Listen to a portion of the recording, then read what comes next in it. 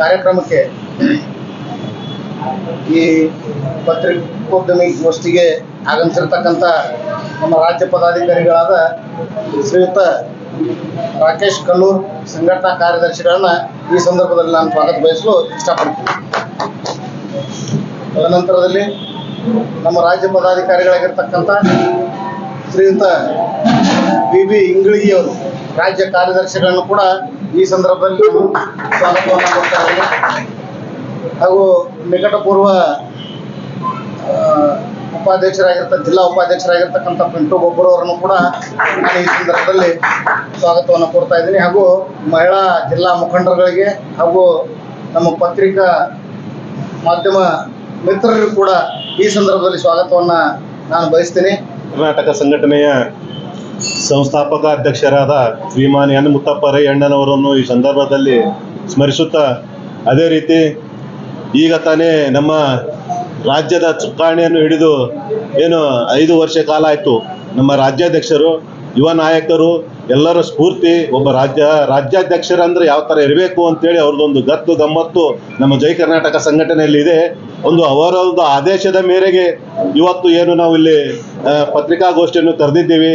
ಅದು ಯಾವ ಉದ್ದೇಶಕ್ಕಂದರೆ, ಇದೇ ತಿಂಗಳು 8ನೇ ತಾರೀಕು ರಾಜ್ಯ ಕೇಂದ್ರ ಕಚೇರಿಯಲ್ಲಿ ಒಂದು ಕೋರ್ ಕಮಿಟಿ ಸಭೆಯನ್ನು ನಡೆಸಲಾಗಿತ್ತು. ಆ ಸಭೆಯಲ್ಲಿ ಇದಕ್ಕಿಂತ ಮುಂಚೆ ನಾವು ಇಲ್ಲಿ 3 ತಿಂಗಳ ಹಿಂದುಗಡೆ ನಾವೊಂದು ಮೀಟಿಂಗ್ ಅನ್ನು ಮಾಡಲಾಗಿತ್ತು. ಎಲ್ಲ ತಾಲೂಕು ಹಾಗೂ ಜಿಲ್ಲಾ ಪದಾಧಿಕಾರಿಗಳನ್ನು ಕರೆದು ಅವರವರ ಒಂದು ಅಭಿಪ್ರಾಯವನ್ನು ಸಂಗ್ರಹ ಮಾಡಲಾಗಿತ್ತು. ರಾಜ್ಯದಿಂದ ನಮ್ಮ ರಾಜ್ಯ ಉಪಾಧ್ಯಕ್ಷರು ಕೂಡ ಬಂದಿದ್ದರು, ನಮ್ಮ ಸಂಘಟನಾ ಕಾರ್ಯದರ್ಶಿಗಳು ಎಲ್ಲರೂ ಕೂಡಿ ಅವರ ಅಭಿಪ್ರಾಯವನ್ನು ಸಂಗ್ರಹಿಸಿ ಅದು ರಾಜ್ಯ ಕಮಿಟಿಗೆ ನಾವು ತಲುಪಿಸಲಾಗಿತ್ತು. ಅದೇ ಉದ್ದೇಶದಿಂದ ಎಲ್ಲ ಪದಾಧಿಕಾರಿಗಳು 3 ತಿಂಗಳ ಸಂಘಟನೆಯನ್ನು ಇನ್ನಿಷ್ಟು ಬಲಪಡಿಸ್ತೇವೆ ನಾವು ಅನ್ನೋ ಉದ್ದೇಶಕ್ಕಾಗಿ 3 ತಿಂಗಳ ಕಾಲಾವಕಾಶವನ್ನು ನೀಡಲಾಗಿತ್ತು. ಆದ ಕಾರಣ ಈಗ ಆ ಕಾಲಾವಕಾಶ ಕೊಟ್ಟರೂ ಕೂಡ ಅದು ಸಂಘಟನೆಯನ್ನು ಸರಿಯಾದ ರೀತಿಯಲ್ಲಿ ನಡೆಸಿಕೊಂಡು ಹೋಗಲಾರ್ದಕ್ಕೆ ಈ ರಾಜ್ಯ ಕಮಿಟಿಯಿಂದ ಈ ನಮ್ಮ ಬಿಜಾಪುರ ಜಿಲ್ಲಾ ತಾಲೂಕಾ ಗ್ರಾಮ ಘಟಕ ಎಲ್ಲ ಪದಾಧಿಕಾರಿಗಳನ್ನು ಬರ್ಖಾಸ್ತು ಮಾಡಲಾಗಿದೆ. ಆದ ಕಾರಣ ಇವತ್ತು ಪತ್ರಿಕಾಗೋಷ್ಠಿ ಮುಖಾಂತರ ಹೇಳುವುದೇನೆಂದರೆ, ಇನ್ನು ಬರುವ ಮುಂದಿನ ದಿನಮಾನಗಳಲ್ಲಿ ಒಳ್ಳೆ ವ್ಯಕ್ತಿಯನ್ನ ಸಂಘಟನೆಗೆ ಯಾವ ಥರ ನಡೆಸ್ಕೊಂಡು ಹೋಗಬೇಕು ಅನ್ನುವಂಥ ಚಾಣಕ್ಯತನ ಇರುವಂಥ ವ್ಯಕ್ತಿಯನ್ನ ನಾವು ಈ ಬಿಜಾಪುರ ಜಿಲ್ಲೆಗೆ ಜಿಲ್ಲಾಧ್ಯಕ್ಷನಾಗಿ ಆಯ್ಕೆ ಮಾಡ್ತೀವಿ ಅನ್ನುವಂಥ ಮಾತನ್ನು ತಮ್ಮ ಮುಖಾಂತರ ಹೇಳಲಿಕ್ಕೆ ಇಷ್ಟಪಡ್ತೀನಿ.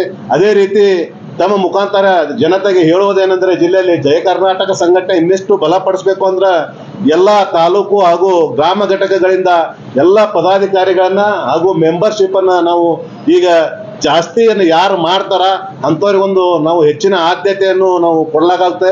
ಬಿಜಾಪುರ ಜಿಲ್ಲೆಯಲ್ಲಿ ಎಲ್ಲ ಈಗಂತರೂ ಪೂರ್ತಿ ಎಲ್ಲ ಅಧ್ಯಕ್ಷ ಉಪಾಧ್ಯಕ್ಷ ಹಿಡ್ಕೊಂಡು ಇಡೀ ಬೌಡಿನೇ ಡಿಸಾಲ್ವ್ ಮಾಡಲಾಗಿದೆ.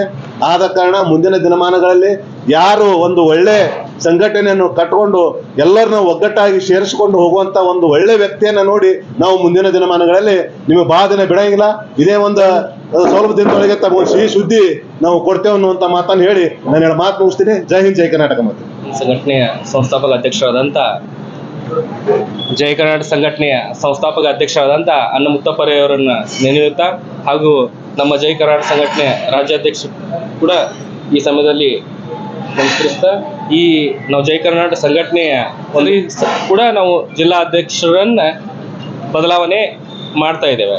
ಅದೇ ರೀತಿ ಈ ಸರಿ ವಿಶೇಷತೆ ಏನದ ಅಂತಂದ್ರೆ, ಇಡೀ ಜಿಲ್ಲೆ ನಮ್ಮ ಜೈ ಕರ್ನಾಟಕ ಜಿಲ್ಲೆಯನ್ನ ಇವತ್ತಿನ ದಿನ ಅಂದ್ರೆ 8ನೇ ತಾರೀಕು ನಮ್ಮ ರಾಜ್ಯ ಬೆಂಗಳೂರು ಆಫೀಸ್ದಾಗ ನಮ್ಮ ಮೀಟಿಂಗ್ ಕರೆದು ಇಡೀ ಜಿಲ್ಲೆನ ವಿಸರ್ಜನೆ ಮಾಡಬೇಕು. ಪ್ರತಿಯೊಂದು ತಾಲೂಕು ಅಧ್ಯಕ್ಷರು ಹಿಡಿದು ಜಿಲ್ಲಾ ಅಧ್ಯಕ್ಷರು ಹಿಡಿದು ವಲಯ ಮಟ್ಟದ ಅಧ್ಯಕ್ಷರು ಹಿಡಿದು ಗ್ರಾಮ ಘಟಕ ಅಧ್ಯಕ್ಷರ ತನಕ ನಾವು ಪೂರ್ತಿ ವಿಜಯಪುರ ಜಿಲ್ಲೆಯನ್ನು ಜೈ ಕರ್ನಾಟಕ ಸಂಘಟನೆಯನ್ನು ನಾವು ವಿಸರ್ಜನೆ ಮಾಡ್ತಾ ಇದ್ದೇವೆ. ಯಾವ ಕಾರಣಕ್ಕಂತಂದ್ರೆ, ಬರುವಂಥ ದಿನದೊಳಗೆ ಜೈ ಕರ್ನಾಟಕ ಸಂಘಟನೆ ಹೊಸ ಹುಮ್ಮಸ್ಸದಿಂದ ಹೊಸ ಮುಖಗಳನ್ನು ನಾವು ಜೈ ಕರ್ನಾಟಕ ಸಂಘಟನೆಯಲ್ಲಿ ಈ ಸರಿ ನೋಡ್ಬೇಕಂತೇಳಿ ಇಚ್ಛಪಟ್ಟಿದ್ದೆವು ರಾಜ್ಯ ಸಮಿತಿದವರು. ಅದೇ ರೀತಿ ಜೈ ಕರ್ನಾಟಕ ಸಂಘಟನೆ ಹಳ ಮುಖದವ್ರೂ ಇರ್ತಾರೆ, ಅದ್ರ ಜೊತೆಲಿ ಹೊಸ ಮುಖ ಕೂಡ್ಲಿ ಅಂತೇಳಿ ಈ ವಿಚಾರ ಇಟ್ಕೊಂಡು ನಾವು ಹೇಳ್ತಾ ಇದ್ದೇವೆ. ಇನ್ನ ನಾವು ರಾಜ್ಯ ಸಮಿತಿಯವರು ಇನ್ನ ಡಿಸೈಡ್ ವಿಚಾರವನ್ನು ನಾವು ಇನ್ನ ಮಾಡಿಲ್ಲ. ಬರುವಂತ ದಿನದೊಳಗ ಸಂಘಟನೆಯನ್ನ ಹುರುಪು ರೀತಿಯಲ್ಲಿ ಯಾವ ರೀತಿಯಲ್ಲಿ ತಾಲೂಕಾ ಅಧ್ಯಕ್ಷರು ಕೂಡ ಹುರುಪು ರೀತಿಯಲ್ಲಿ ಯಾರು ಮಾಡ್ತಾರೆ, ಜಿಲ್ಲಾ ಅಧ್ಯಕ್ಷರು ಯಾರು ಮುಂದೆ ಆಗ್ತಾರೆ ಅನ್ನೋದು ಈಗ ನಾವು ತಿಳಿಸುವುದಿಲ್ಲ. ಅದು ಬರುವಂತ ದಿನದೊಳಗೆ ಒಳ್ಳೆ ರೀತಿಯ ಹೋರಾಟ, ಒಳ್ಳೆ ರೀತಿ ಒಂದು ನಮ್ಮ ಜೈ ಕರ್ನಾಟಕ ಸಂಘಟನೆಯನ್ನ ಒಂದು ತಗೊಂಡು ಹೋಗ್ತಾರಲ್ಲ, ಅವರನ್ನ ನಾವು ಗುರುತಿಸಿ ಖಂಡಿತವಾಗೂ ಬರುವಂತಹ ದಿನದೊಳಗೆ, ಆದಷ್ಟು ಬೇಗನೆ ಬರುವಂತ ದಿನದೊಳಗೆ ನಾವು ಜಿಲ್ಲಾಧ್ಯಕ್ಷನ ಘೋಷಣೆ ಮಾಡ್ತೇವೆ. ಒಂದು ವರ್ಷ ಆಯ್ತು ಜೈ ಕರ್ನಾಟಕ ಸಂಘಟನೆ ಅಂತ ಎಲ್ಲ ಸಾಕಾಗಿದೆ. ಯಾಕೆ ಈಗ ಅದ್ರ ಸಲುವಾಗಿ ನಾವೇನ್ ಹೇಳ್ತಿದ್ರು, ಪೂರ್ತಿ ಜಿಲ್ಲೆನೇ ವಿಸರ್ಜನೆ ಮಾಡುವ ಕಾರಣನೇ ಅದೇ ರೀ. ಅದೇ ರೀತಿ ನಾವು ಇಲ್ಲಿ ಎದಕ್ಕೆ ಕುಂಠಿತ ಆಯ್ತಂತಂದ್ರೆ ಅದ್ರ ಸಲುವಾಗಿ ಇಡೀ ವಿಜಯಪುರ ಜಿಲ್ಲೆನೇ ನಾವು ವಿಸರ್ಜನೆ ಮಾಡ್ತಾ ಇದ್ದೇವೆ. ಅದರಿಂದ ಬರುವಂತ ದಿನದೊಳಗೆ ನಿಮಗೂ ಮಾಧ್ಯಮದವ್ರಿಗೆ ಗೊತ್ತಾಗತ್ತಾ, ಎಲ್ಲಪ್ಪ ಜೈ ಕರ್ನಾಟಕ ಸಂಘಟನೆ ಇದು ಇಡೀ ಜಿಲ್ಲೆಯನ್ನು ವಿಸರ್ಜನೆ ಮಾಡಿದ್ದು ಒಂದು ಒಳ್ಳೆ ರೀತಿ ಕರೆಕ್ಟ್ ಅದ ಅಂತೇಳಿ ನಿಮಗೂ ಅನಿಸ್ತದೆ. ಅದನ್ನ ಇವತ್ತು ನಾವು ಪ್ರೆಸ್ ಮೀಟ್ ಮೂಲಕ ಈ ಹೊಸ ಜನರು ನಾವು ಮೆಂಬರ್ಶಿಪ್ ಮಾಡುವ ಮೂಲಕ ಇವತ್ತಿನ ದಿನ ನಾವು ಮಾಧ್ಯಮದವರು ಮತ್ತೊಂದು ಏನು ಕೇಳ್ಕೋದು ಅಂತಂದ್ರೆ, ನಾವು ಇವತ್ತಿನ ದಿನದ ಒಂದು ಅಭಿಯಾನ ಸ್ಟಾರ್ಟ್ ಮಾಡ್ಲಾಕತ್ತೇವೆ. ಯಾವ ರೀತಿ ಅಭಿಯಾನ ಅಂತಂದ್ರೆ, ನಮ್ಮ ಜೈ ಕರ್ನಾಟಕ ಸಂಘಟನೆಯಲ್ಲಿ ಪ್ರತಿಯೊಬ್ಬ ಒಂದು ಮನೆಯಲ್ಲಿ ಒಬ್ಬನಾದ್ರೂ ನಮ್ಮ ಜೈ ಕರ್ನಾಟಕ ಸಂಘಟನೆಯಲ್ಲಿ ಇರಬೇಕು, ಅವನು ಮೆಂಬರ್ಶಿಪ್ ಕಾರ್ಡ್ ಹೊಂದಿರಬೇಕು, ಅವನು ಪ್ರತಿಯೊಂದು ಮನೆಯಿಂದ ಒಬ್ಬರು ಹೋರಾಟಗಾರರು ಮುಂದೆ ಬರಬೇಕು ನಮ್ಮ ಜೈ ಕರ್ನಾಟಕ ಸಂಘಟನೆಯಲ್ಲಿ. ಈ ಮೂಲಕ ನಾನು ಇಡೀ ನಮ್ಮ ಜಿಲ್ಲೆಯ ಜನತೆಗೆ ನಾನು ಈ ಮೂಲಕ ನಾನು ಕೇಳ್ಕೊತಾ ಇದ್ದೀನಿ. ಜಿಲ್ಲಾ ಕಮಿಟಿ ಬರೀ